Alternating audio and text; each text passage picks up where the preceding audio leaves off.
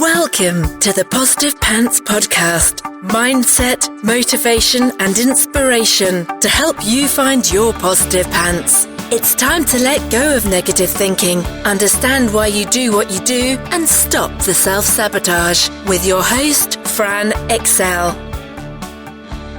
Welcome to the show. As always, it's Fran Excel, your resident subconscious success mentor, helping you find your very own pair of positive pants so you can get out of your own way and live a life that you love.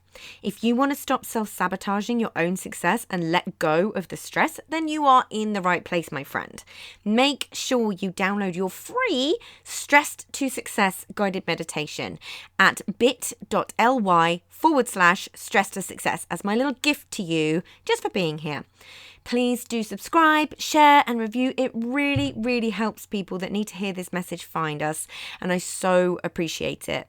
In the show notes, you'll also find details of how you can work with me and where you can get your mitts on my meditations, products, printables, programs. You can find it through the link in my bio on Instagram, which is my favourite place to hang out. So please do come join me over there at I'm Fran Excel. Tag me in your takeaways, slide into my DMs. I'm here for it. So that's the formalities over, my love. So let's jump to the content. How do you handle pressure? This is a big one. Yeah, big question, because most of us don't really know. And there can be some big clues in there around how we self-sabotage and why. So there's a couple of ways to look at this.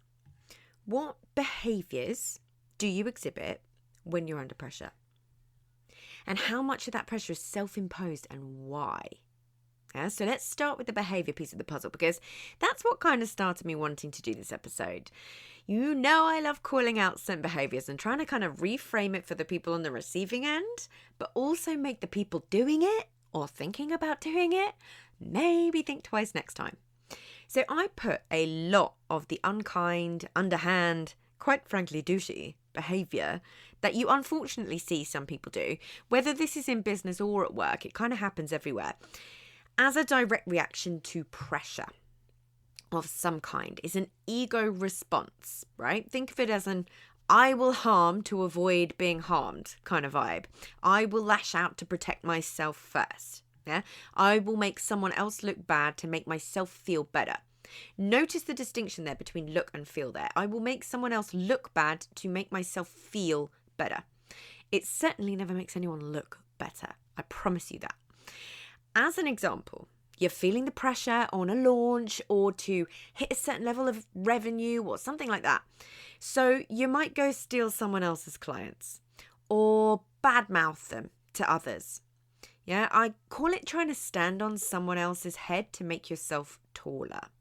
Unfortunately, it happens a lot, which makes me super sad. Thankfully, I haven't heard of it happening to me just yet.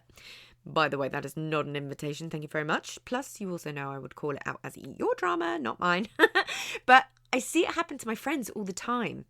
And I've also been on the receiving end of people kind of bad-mouthing others too. You know, it does nothing for the vibe. And you're just left kind of thinking, geez, if they're saying that about them, then what might they be saying about me?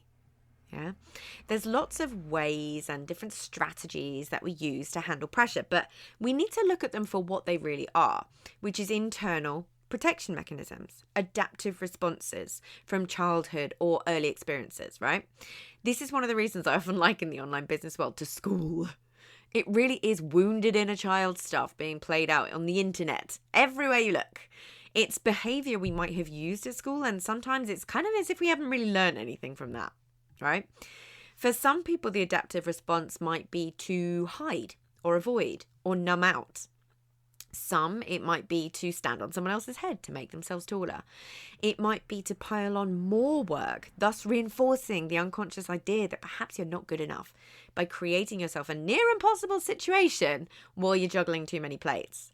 I can be very guilty of that one because I've learned I can handle a lot. So I'll keep taking more on, and I need to be aware of this and catch myself in it.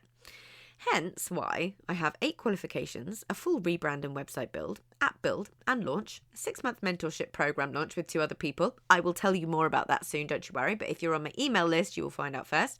3 new presentations to create, and trying to get all the positive planner sorted. All happening kind of at the same time. Because I know I can handle it. Doesn't mean I should. But it does mean I have to balance that with some serious rest and relaxation.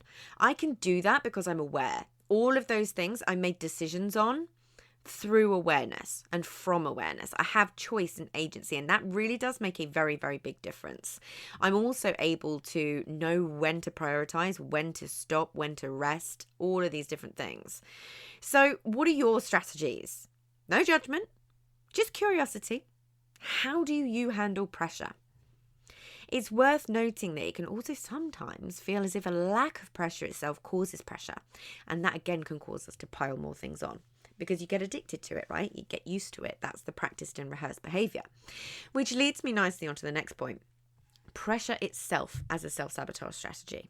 We can be addicted to chaos. We also may have been rewarded by putting pressure on ourselves when we were younger. Think back to exams and revision. Like, did you cram at the last minute and work your butt off and get good grades and therefore praise from your caregivers?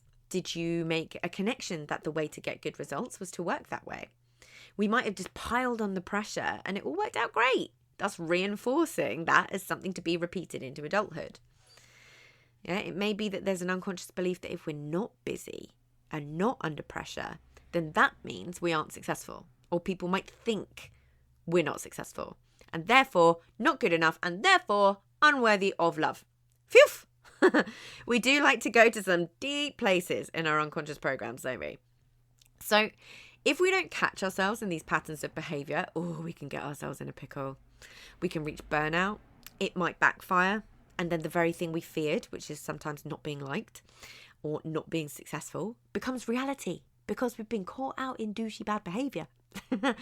Pressure may show up as perfectionism, comparison, overworking, avoiding, dissociating from our feelings.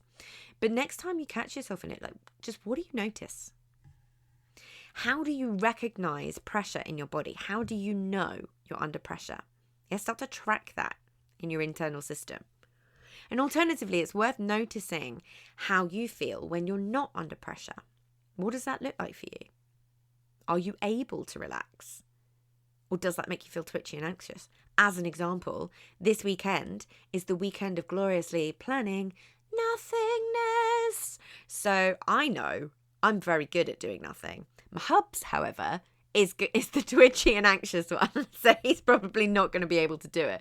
So I'll probably end up in my gym jams doing nothing, and he will probably end up weeding the entire garden. But we all have our patterns, right? And the important thing is to create the initial awareness. You can't do anything about a pattern that you aren't aware of. So start to notice what you do while you're under pressure. Do you create the pressure yourself, or is someone else creating it? When do you remember first feeling that pressure? Can you think of a time in your life where you didn't? What might the pressure itself or the behaviour be allowing you to avoid? And what does that pressure make you want to do? What do you do? Think to yourself, what am I protecting myself from right now? Because it may make you make a different choice, right? It may not seem like it's that important, but the ramifications of not figuring this stuff out can be big, personally and professionally. And having curiosity and awareness means you can actually do something about it and create a different outcome. So if you got value from this and you know in your gut that now is the time to step up and start rewiring your thinking and start changing things for yourself, then book in a free discovery call so we can work out what needs to happen to get you from where you're at right now to the action-taking success you know you can be. If you want my eyes and ears on your problems, then I work with people one-on-one and through my programs. You can find all the details to book in a call in the show notes, the link in my bio on Instagram, and on my website, franexcel.com. So stop waiting for if and when and choose to change things now because you can. I'm here to believe in you when you don't believe in yourself. And as always, I hope you found this helpful, and I'll see you next week. Bye!